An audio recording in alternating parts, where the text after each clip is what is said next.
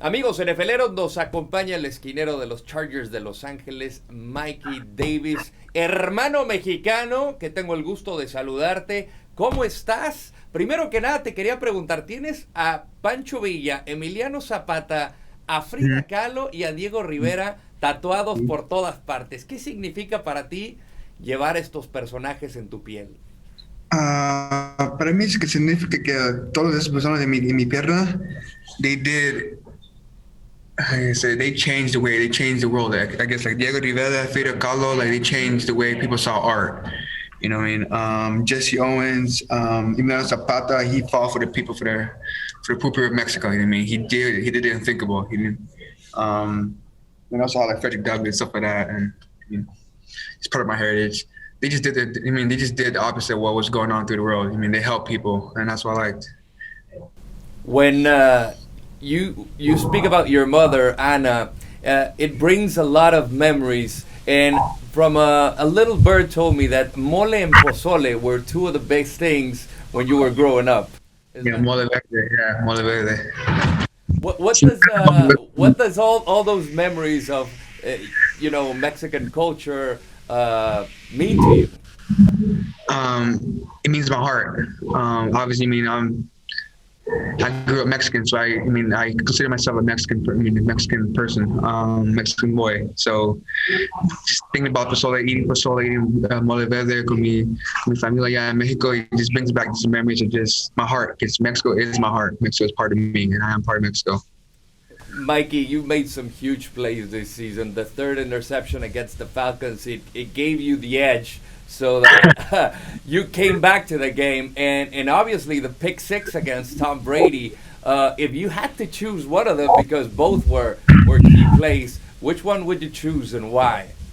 I choose the one this past weekend. The pick six was still the game because this past game we were fighting for each other. I was fighting for the brother on my left, fighting for the brother on my right, and it felt good just to know that I did my part and a win. My broadcast partner, Adrián García Márquez, who also does the voice of the Chargers in Spanish, he calls Justin Herbert El Príncipe Azul. The Prince Valiant, if we name it right. Yeah. How have you seen his growth in his first season in the NFL? It's exceptional. Obviously, the numbers that he's putting up is not too many rookies are doing that, especially the quarterback. And he's among the greats. I guess like the next quarterback is near him is Patrick Mahomes in terms of numbers. But he still has a lot to grow. Obviously, first year coming in the league, but he's doing phenomenal. He's doing a phenomenal job. So. Applaud him. About your last season when you went to Mexico, how was it to play in Estadio Azteca?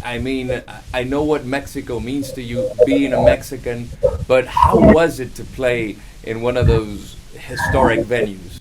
It was surreal to play in Estadio Azteca, especially my family there, because my grandparents had never seen me play live, and the fact that they were able to come out and see me play, and the fact that I could be able to see my mom, my grandma, and everybody just smiling, just happy to see their grandson playing. It was everything for me. This Thursday night football against the Raiders in Las Vegas, you're facing Derek Carr, and obviously they got the run game with Josh Jacobs, but you got Nelson Aguilar. You're going to be facing Darren Waller, who's balling. How do you expect the game to play out? It's going to be a dogfight. It means to be the best against the best, and let's hope for the best. The great man can win. Better man will win.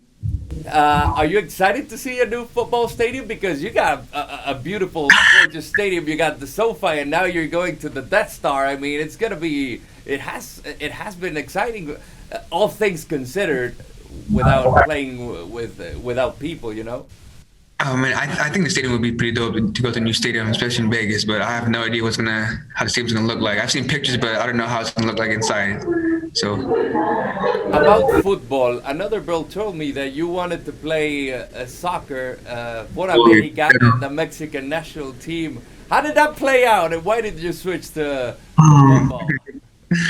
Because growing up in Mexico, when I was younger, I used to go to Mexico and grow up, and I used to play with my cousins. The only we used to play was just soccer. We used to play straight soccer, and I loved playing portero. And I always wanted to play. I always wanted to be a goalie for the Mexico national team.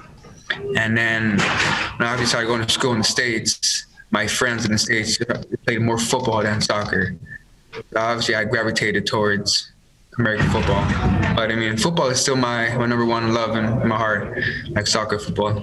Do you still follow maybe Mexican League, MLS, the national teams play, or not much? Say that again? Do you follow the Mexican League, the MLS, the Major League Soccer? I used to follow America, Los Aguilas. I used to follow them, but I don't follow them as much. But I still watch them here and there. What do you think about the whole season the Chargers have done in this 2020, who has been atypical for all the things we know? I didn't hear you cut off at the beginning. Oh, how can you describe the season for the Chargers? You know, taking out of the equation the whole pandemic thing, which has been weird for everyone, but strictly sport, how have you seen the Chargers? I think for the Chargers, we've been a lot more resilient. I think that's a word for us, for our team, just resiliency. I think every game we come out, we just keep fighting, keep trying to fight back. I mean, even though we lose, we still come back the next week, ready to work, ready to come out and play, and give it all. I guess we're a resilient team. What shifted between you guys that obviously you were used to a historic guy like Phillip Rivers, and now with Justin Herbert on the team? How do I feel about that? Yeah, no, how did it switch? Because you had a very veteran guy with you, and now switched to a young guy who has shown an enormous potential. How was it for you guys? It was a great boost for us. Obviously, I mean, we love Phillip. Phillip's done great things for us. But just a change in scenery, just a change in quarterback kind of brought like an extra boost, an extra spark that we needed as a football team. I mean, we obviously haven't been showing spark because we haven't been winning a lot, but I mean, it's there.